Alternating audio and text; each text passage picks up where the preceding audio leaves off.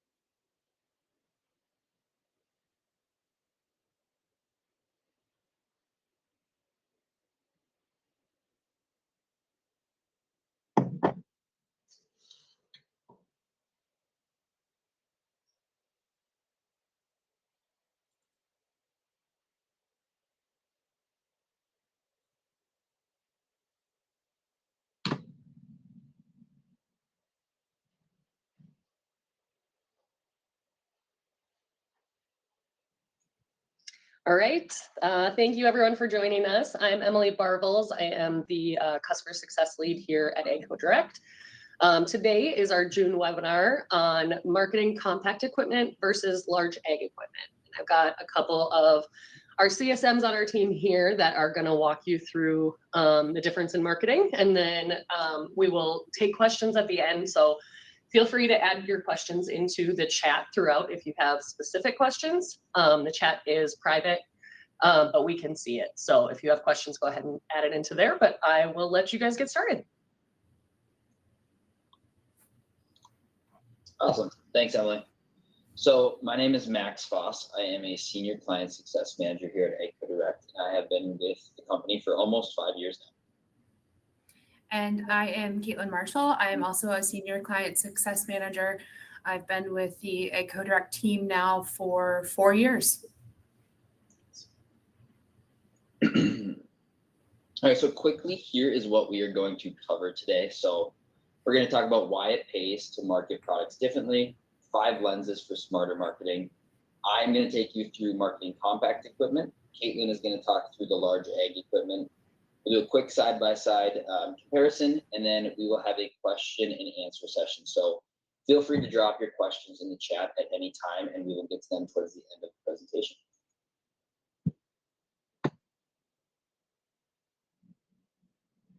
Okay, so why are we giving you this webinar this month? So why does this matter? Different purchase decisions require different marketing strategies. The way we want to market compact ag equipment and large ag equipment need to be very different. We do not want to market them the same way because it's just very different buyers and different audiences. So even though you're the same dealership, you're going to be marketing to different buyers, so you need a different strategy.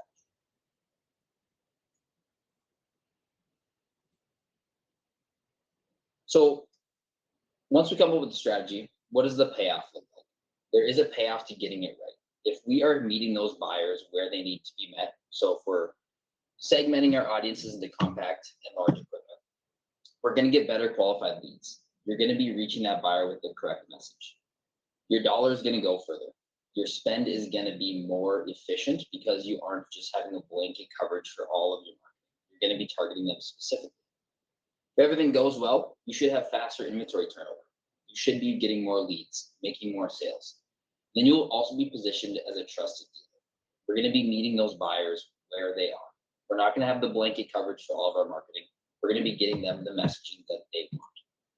So when the marketing matches the buyer, everything downstream, in theory, should improve for your dealership.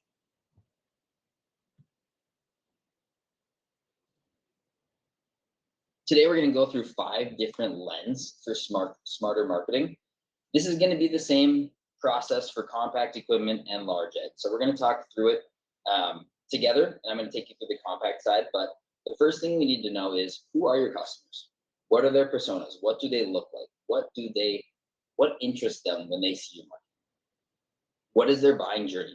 The buying journey is a lot different for someone who's purchasing small ag versus someone who's purchasing large ag. What is the messaging that we need to have? What resonates with that buyer? What questions are they asking when they're seeing the ads? And what can you answer through your marketing? What tactics do we need to use? The tactics I'm going to talk about are probably going to be a lot different than the tactics Caitlin talked about, because it's just a completely different marketing in a different landscape when we're pushing out this marketing. And then what is that sales cycle? It is different for compact ag than it is for large ag. The sales cycle for compact is going to be much quicker than it is for large.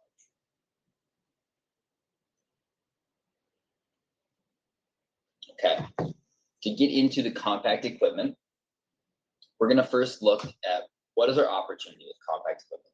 It's a bigger, faster moving market that rewards a different approach. We have a much broader audience for compact equipment than we would for large ag. We have acreage owners, hobby farmers, landscapers, first-time buyers, people who are less brand loyal. Maybe this is their first time ever purchasing equipment. They don't know what brands are important to them. They have the whole menu of options to choose from. It's a higher volume, it's a shorter sales cycle. So marketing is going to drive a lot of the leads for you, not necessarily that dealer relationship. That dealer relationship is great to have, but these are quick cycles. You just need to get in front of that customer so you can start that sales purchase right away. It needs its own playbook. So you need to treat compact equipment as its own game. It needs to be separate from everything else that you do, because it is a much different market that you're trying to hit. You're going to have different goals for that market.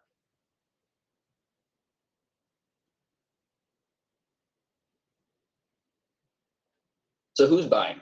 We've broken this down into 3 different buyers or 3 different personas. I know there's a lot more out there, but these are the 3 main ones that we see when we're doing our marketing. So it's those rural lifestyle owners. They own acreage already. They want something that's capable, easy to use, a machine for mowing, hauling, everyday jobs. Hobby farmers. Something I've heard from a lot of dealers recently is there's people that are moving out of urban areas into more rural areas where they have 5 acres to manage now. This is something that's a passion for them. It's not something that they're going to base their livelihood off of, but they have a passion for farming. They want to do it on the weekends. We call them the weekend warrior type persona. And then first-time buyers. They are brand new to this. They have no idea what they're getting into, so they need guidance, reassurance, and education before they ever feel like they're confident to buy from you.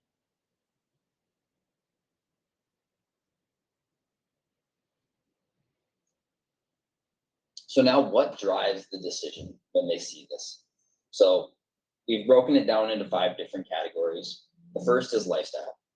They see this piece of equipment and it's something that they want. It's those weekend warriors, those hobby farmers. It's something that would increase their lifestyle. They'd have a great experience. Speaking about experience, they buy this for the enjoyment. It's not for the output. It's not like they're buying commercial farm equipment that's going to be, help their bottom dollar. It's something that they want to enjoy doing, and they want a machine that's going to be capable for what their projects are. There's also those customers that are going to be very education focused. So they're going to be researching. Think about those first time buyers. They're going to be researching ag dealers. They're going to be researching what type of equipment do I need. They want reassurance. They need to make sure that their purchase is right. So they're going to look at what do their neighbors have? What is their experience with this machine? They want to make sure that they're making the right decision. And then convenience focused. These machines and our marketing needs to be focused and tailored around. It's easy to learn. The machine is easy to learn. It's easy to use, and it's easy to come and get serviced in case anything were to go wrong.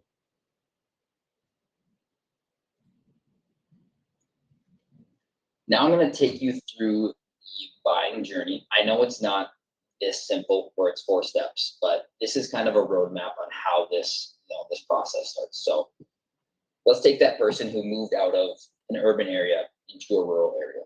They discovered, hey, I want some weekend projects. I want to be kind of that weekend warrior farmer. It's going to be a passion for me. They discover a want in their lifestyle that, hey, I'm interested in a machine. And it's something small, some compact equipment. They're going to go online. They're going to do some self-guided online discovery. So they're going to look at what's the best type of equipment? Who's my local ag dealer? What is the price of this? They're going to start that process internally. Hopefully they see their ads if you're running marketing. Of course, we'll get into the tactics in a little bit here, but that's where that ties in. So the tactics are going to kind of tie into that explore phase. They're going to consider it. They're going to weigh all their options. Hopefully they decide, hey, I want to contact a dealer and start this process. With these machines, it is a very, very fast cycle. It stays to weeks, not months to years. So they come and visit you, and there's times where you're the only dealer that they're ever going to visit. They make confident, fast decisions. So you need to be ready for that. You need to have your marketing buttoned up. They'll come talk to your salespeople, and you can start that sale right away.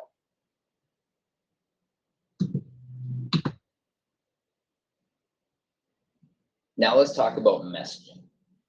For this example here, we have the compact buyer. This is his first time ever owning any type of ag equipment. They're interested in the lifestyle, so the day-to-day tasks, mowing, hauling, etc. What questions are they likely going to be asking themselves when they see your marketing in their ads? Will this be easy to use? Your ad should speak to simplicity, support, easy to use guides. Can I picture myself enjoying it? Show lifestyle, show other people in the community that are, have good experiences, customer testimonials. Am I making the right call? Speak to confidence, 0% financing. Show them that you do have flexible financing offers. Warranty, this is a big one. If anything were to go wrong, we would have your back. We would have your machine serviced. We would have it taken care of. Make sure that you're actually putting out the messaging that resonates with them and trying to match what they're thinking.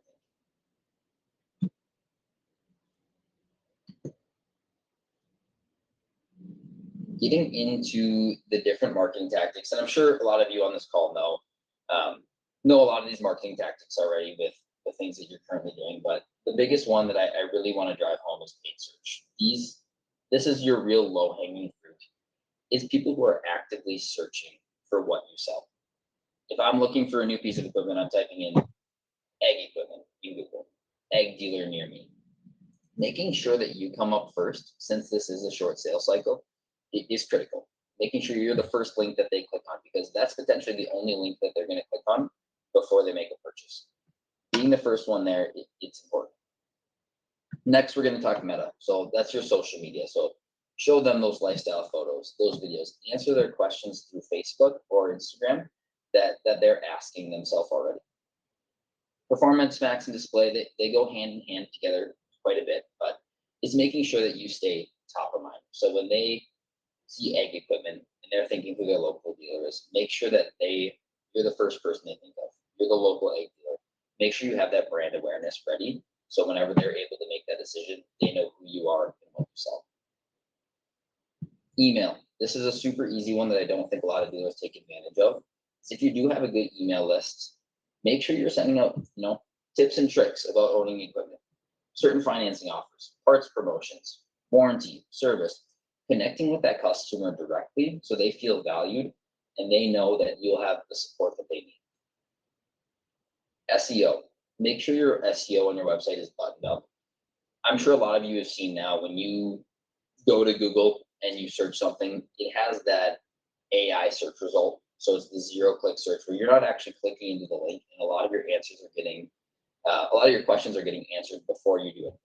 If your SEO is buttoned up, you're going to show up in that top portion more often than not. So that's critical to make sure that you have that taken care of on your website. And then the last thing is website. Getting people to your landing pages and to contact you is half the battle. When they get to the website, they need to have a good experience. It needs to be easy to browse. It needs to be actionable. So if they are interested in it, they can reach out to you directly through your website, create that lead for your sales team, and you can reach out to that customer.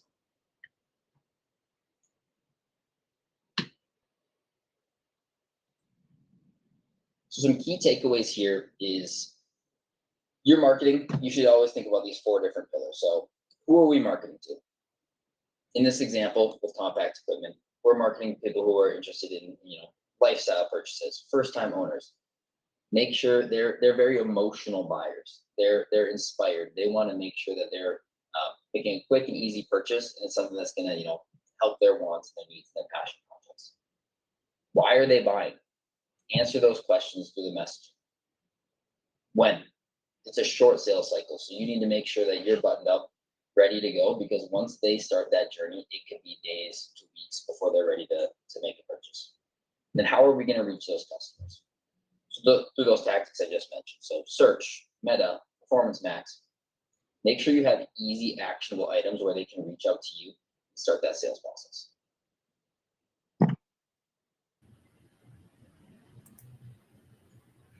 All right, thanks for covering that compact equipment, Max. So now I'm going to tackle that large ag equipment.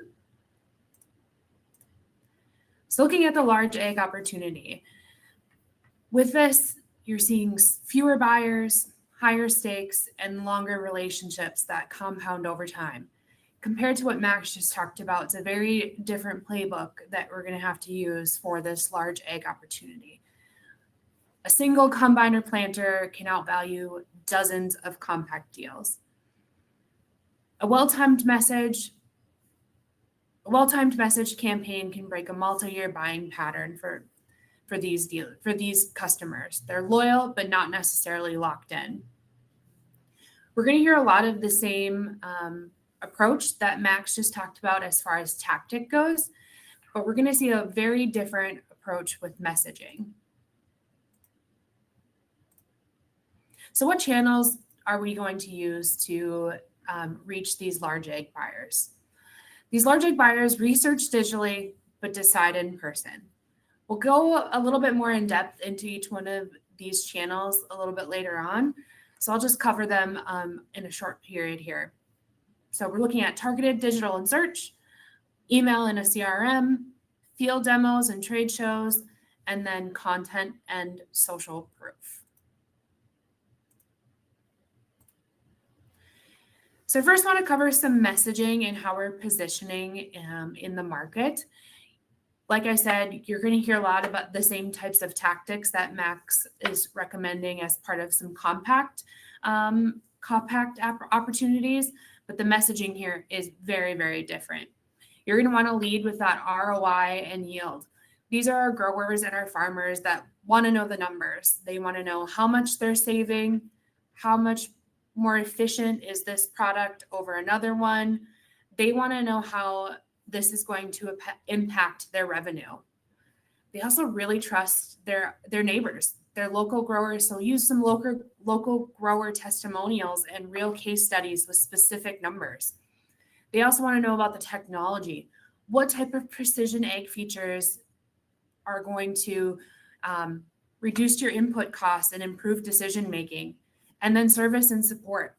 When it comes to our larger ag opportunities, these are the growers and the farmers that need parts, and they need parts now, and they need that service now. So lead with that as well, that service and support.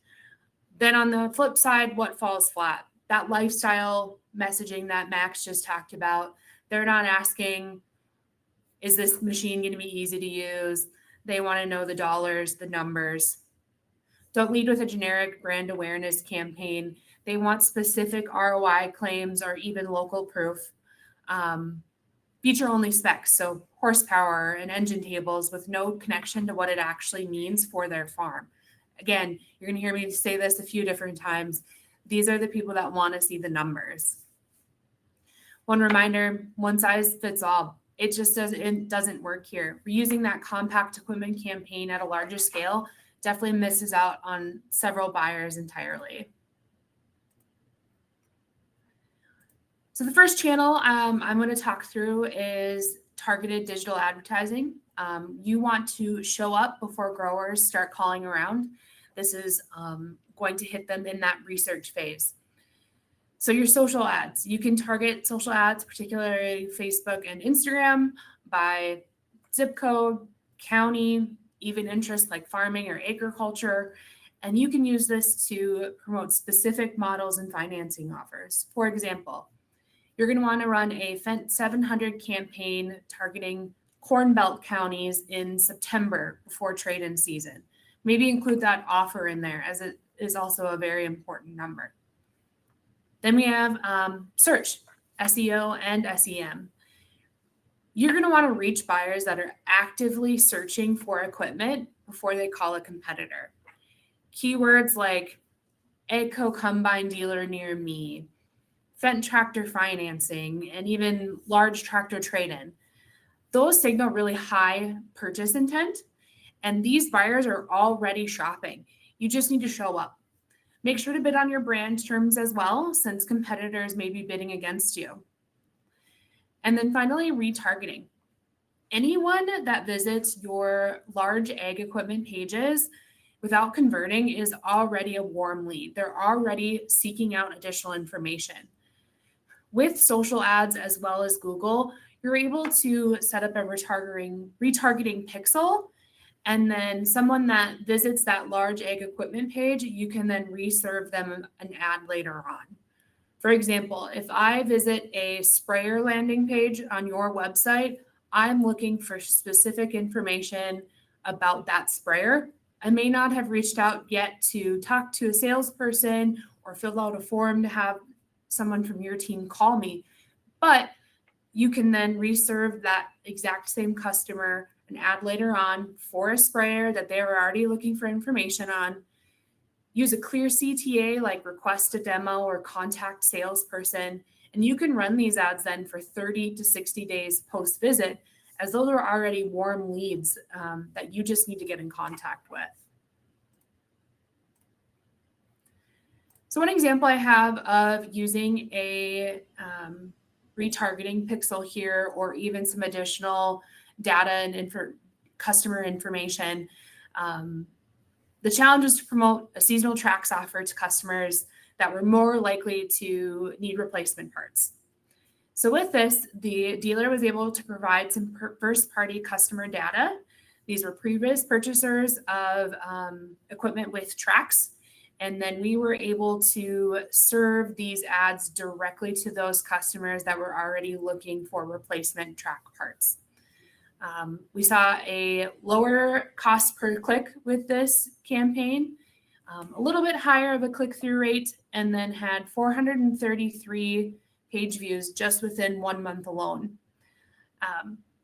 This campaign used first-party data, so we were able to leverage that customer list directly from the dealership, and then we were able to serve this campaign to anyone that was on that list.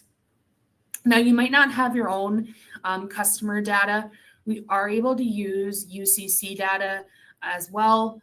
We can pull those lists of competitor owners or individuals who may be due for an equipment upgrade soon and target them with multiple media campaigns.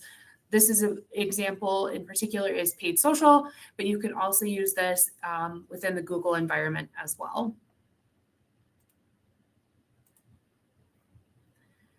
So the second channel we would want to tackle is email and CRM campaigns. With large ag equipment, this is a much longer buying cycle. Make sure to map your email calendar to the ag year. January, February, push financing promotions, preseason equipment previews or service. Maybe May to July is parts, service, and precision ag content. September, maybe to November, maybe we start talking about trade-in offers, harvest recap content, or maybe it's even end of year tax purchasing. So you're just going to want to make sure to keep that ag calendar in mind, and then this is going to keep your dealership top of mind without feeling super random. Most dealers do sit on purchase data they're not actually using. So if someone bought a combine in 2018 or 2019, they're in the prime for an upgrade conversation right now. So make sure you're pulling that list, personalizing that subject line in the email with the machine they own. Make a specific offer. Segmented email campaigns consistently outperform broadcast sends. So keep track of what sales you're making for future. I know tracking a sale from 2018 may not seem relevant today, but someone who bought a combine in 2018 is probably looking to upgrade now, with it being 5+ years old. And then finally, make sure you've got some type of tracking system set up as you're using this email. Set up your CRM so that when a contact opens a combine spec sheet email or clicks a financing link within an email, your salesperson gets an automatic notification, and that's the moment to call, not 3 days later. There are different marketing tools out there, or even some dealer management systems that support this. I think we've talked about timing in the last couple of webinars. Timing is everything, and this is a great way that you can help improve your timing on when to reach out to some of these potential buyers.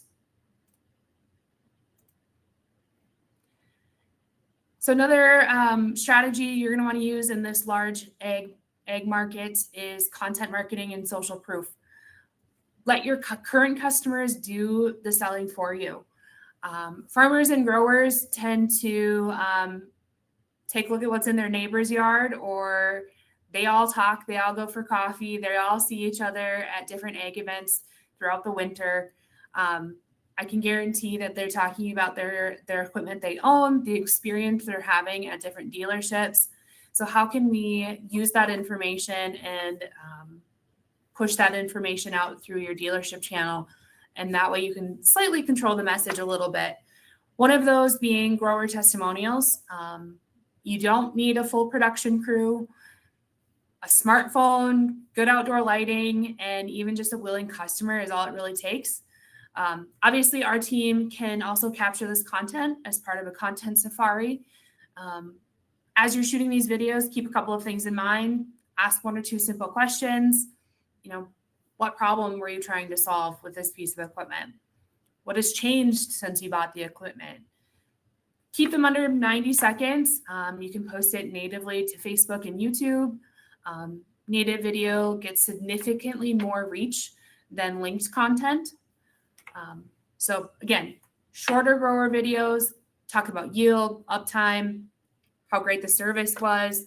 If I'm able to see a neighbor or someone in my area that I know that is talking about your equipment in a good light, that's going to help influence my decision in buying in the future.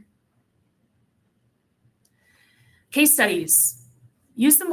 Put together some one-page leave-behinds with real specific numbers. Again, these large egg buyers are wanting to know how it's going to impact their revenue at the end of the day.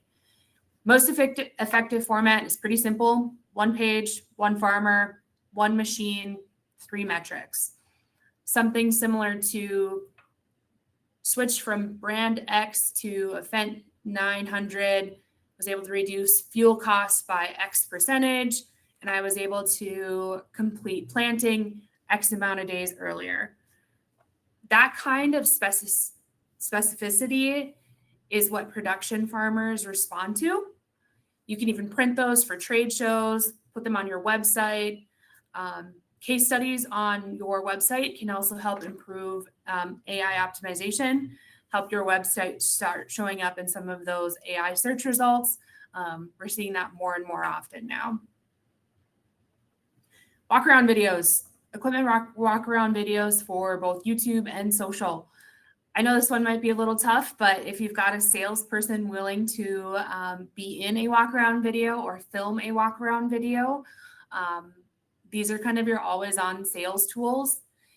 3 to 5 minute YouTube video walking through a combine's grain loss monitor or a tractor's headland management system. Answer questions buyers are Googling or asking AI when you're not open. The videos build trust, they improve your search visibility, and they give salespeople a resource to share before a farm visit. I mentioned leaving those case studies or bringing those case studies along to trade shows or field events. This is another really great example of what channel to use on the larger egg opportunity. The key to a successful demo day is curating an invite list, hosting invite-only demo days with a financing rep on site, having your salesperson there to talk to specs on a machine. Pull your top prospects or your lapsed customers from that CRM. If they're open door events, it's hard to find who you're needing to talk to. Follow up then with these attendees within 48 hours while that experience is still fresh, while you're still top of mind. At the same time, trade show follow-up. Most dealers will collect phone numbers or business cards at shows, follow up a week later with a generic email. That's too slow and too broad. The standard to aim for is same-day CRM entry, and then a personalized email within 24 hours that references exactly what that prospect saw. I know this is a lot to ask for some of your salespeople, but if they're able to include information about what they spoke to the potential customer about, that's going to go so much further than a generic follow-up email. Mention the model, the conversation, and then ask about that next step. Is it your salesperson going out for a farm visit? Is it a financing call? Is it the farmer or grower stopping into the dealership and setting up a time to do a walkthrough? Make sure there's always some follow-up or what's that next step in that email. And then post-show retargeting. This example here was for a event that was held by the dealership. They had an event attendee list. From that event attendee list, we were able to run ads retargeting those attendees for that. I think we did 30-day window for this specific ad, but that 30 to 60-day window also will work. That lets you serve those ads specifically to people who, came to your booth, stopped at your demo day, people who already know your dealership. That 30 to 60-day window keeps you visible throughout the evaluation period without really burning out the audience. You can use these ads that reinforce the specific equipment they saw and not just some generic brand ads.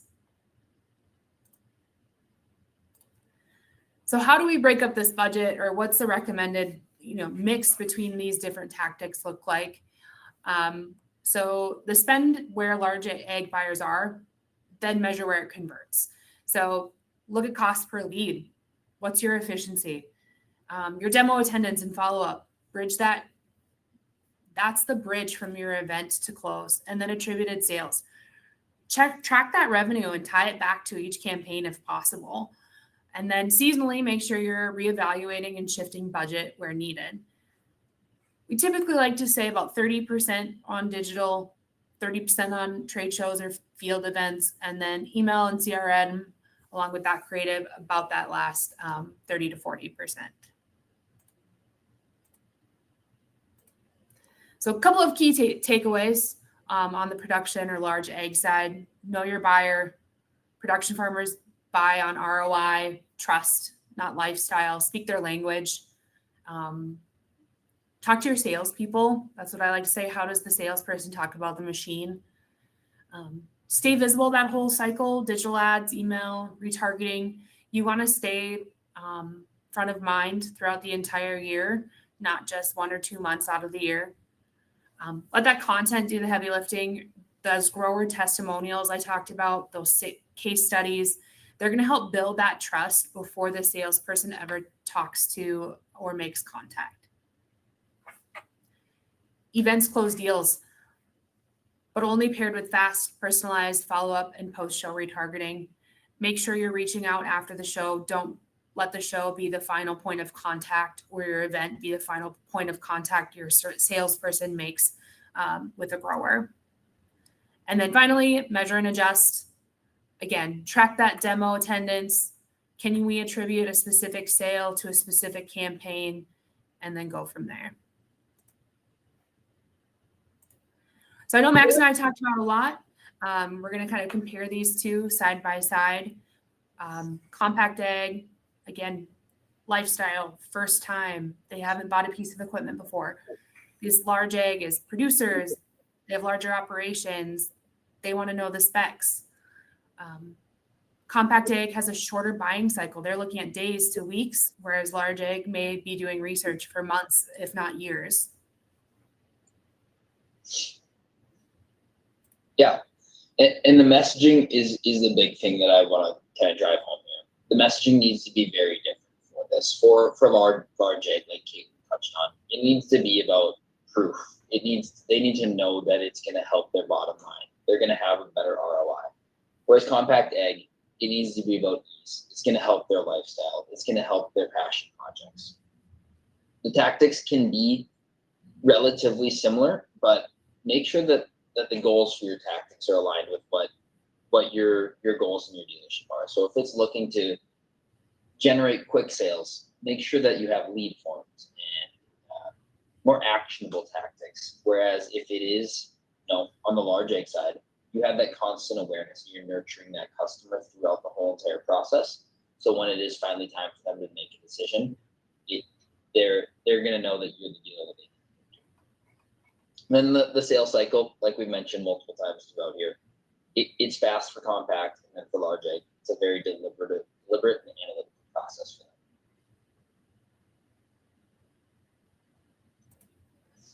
So now what do you do after this presentation? So here's three moves that I think you guys should do right away, no matter what your budget is. So separate your audiences. You need to have a different audience for people who are going to buy compact equipment and people who are going to buy large egg equipment.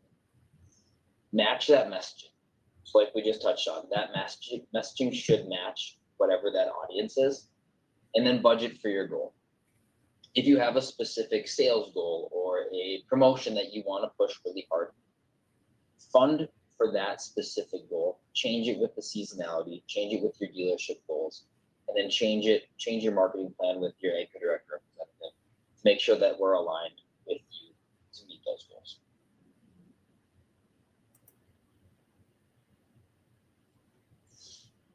One last thing I want to plug here is we have the AGCO Direct Dealer Marketing Summit, middle of July, so July 14th and 15th in Fargo, North Dakota. You can scan the QR code on the slide here to register, or reach out to your AGCO Direct representative. We'd be happy to send you the link. The registration does end this Friday, so we are kind of pushed up on a tight deadline here. But it is a great opportunity to connect with other dealers, people who are in marketing, so you can kind of bounce ideas off each other. You'll be able to meet the brand team here, so the Massey Ferguson team, Fendt team, parts team, then connect with your AGCO Direct representative. We're going to have a lot of different sessions going on, ranging from social media to new AI marketing that's kind of taken the world by storm, and everything in between. So this is our fourth or fifth year doing this, and we've had good feedback every year that we've done it. So if you are interested, like I mentioned, you can scan the QR code or reach out to one of your AGCO Direct representatives and help you get started.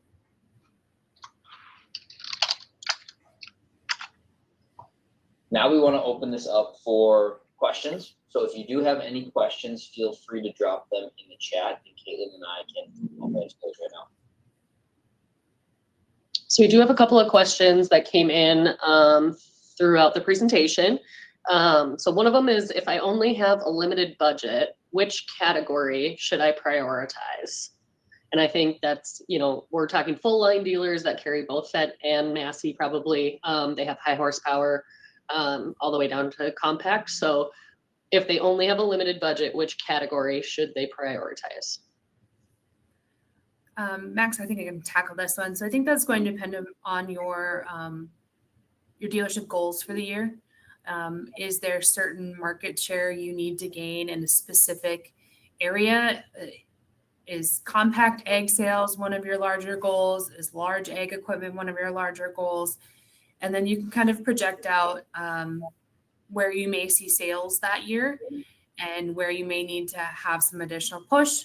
Again, make sure you reevaluate partway through the year. Maybe you need to shift those dollars, couple of months to compact egg, couple of months to large egg, but it's really going to depend upon what your dealership goals are for the year.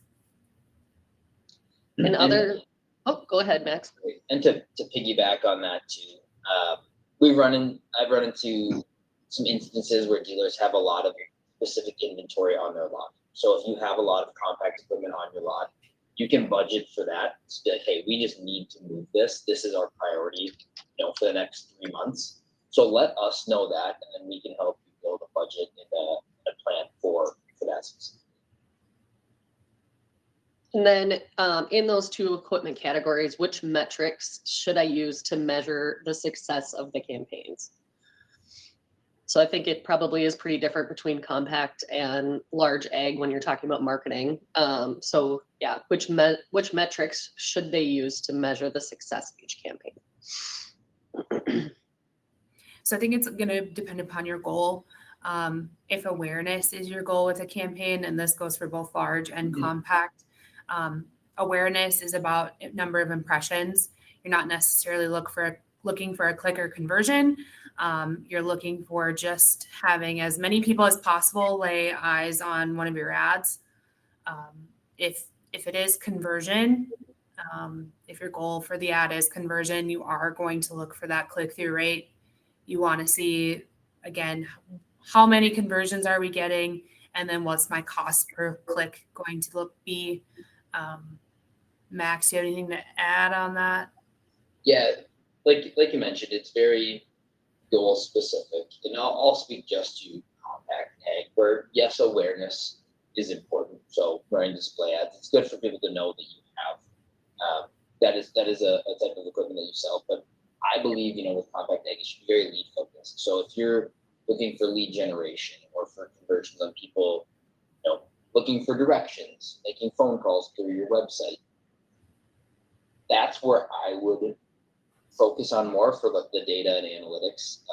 Is very more so conversion based numbers.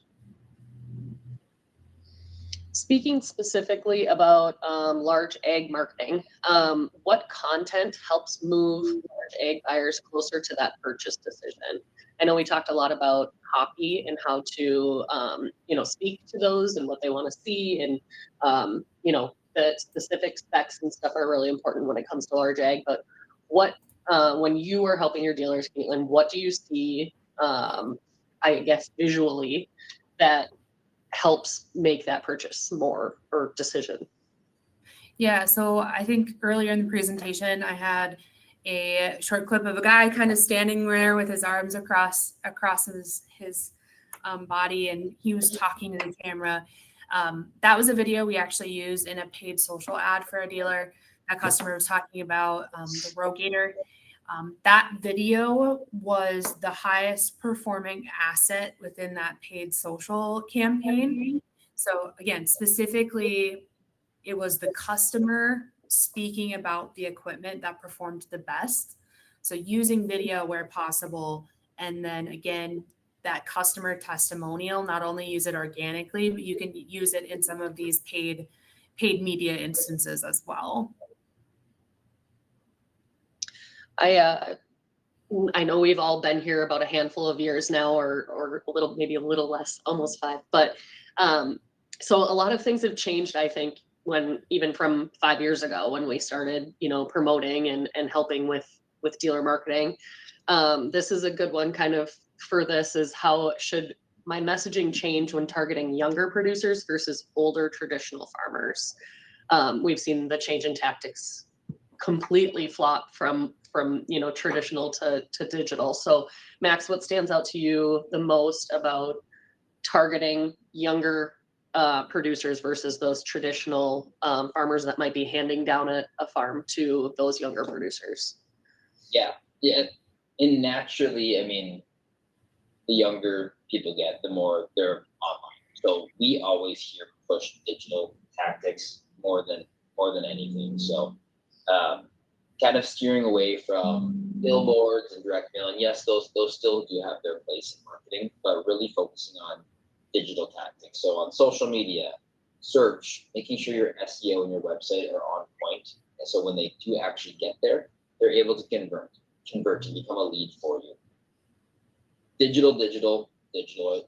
That's the main thing that we want to talk about here, is make sure that your digital presence is on point and buttoned up, because that's where, we see it in all the dashboards that we look at. That's where everyone is searching, and that's where you're going to get a lot of leads.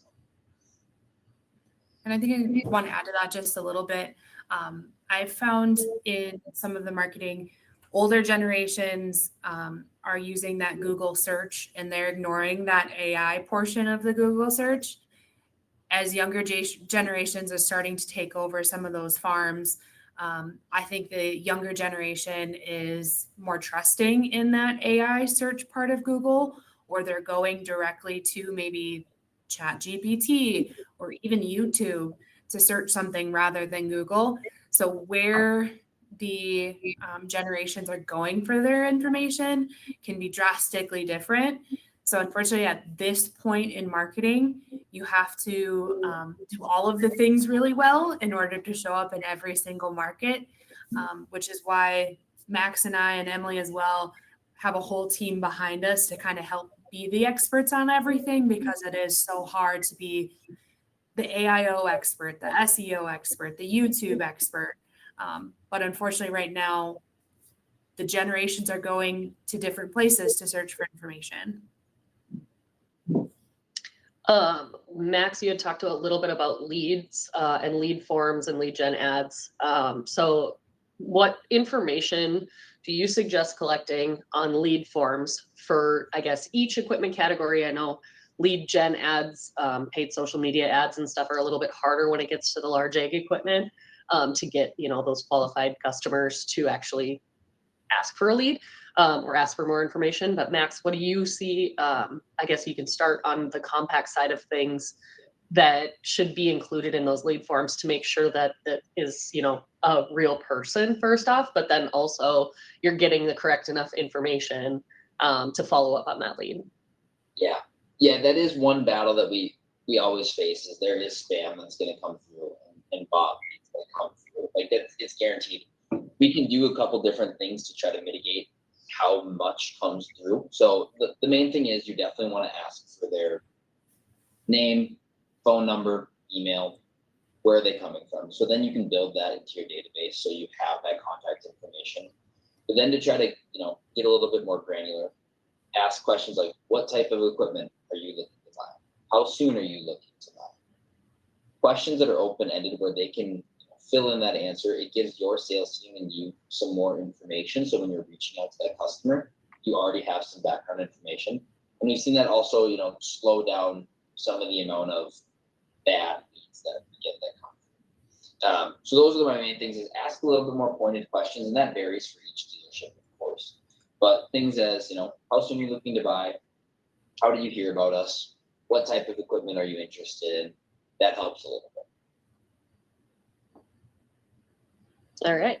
That was our last question. I want to thank you two for taking the time to do the webinar today. I was informed about halfway through the AGCO Direct Dealer Summit slide that the QR code no longer works. So the website to register for the AGCO Dealer Summit is agcodirectsummit.com. Pretty easy to remember. Go on there. It has like a full set list of everything that you're gonna be able to experience when you're here, and then what the event is on the Tuesday night. But again, that's agcodirectsummit.com, or just email one of us or ads@agcodirect.com, and we can give you that link as well and help you get that information. So I probably should have checked my QR code beforehand, which is should always be on my mind. But so I want to thank everyone for coming. That was our it was our June webinar, but we will be back in July with another webinar to talk about some more marketing tactics. So thank you all for joining us. And this is recorded and will be sent out after this as well. So if you need to rewatch it to get some inspiration on how to market, it will be available to you. So thank you, everyone.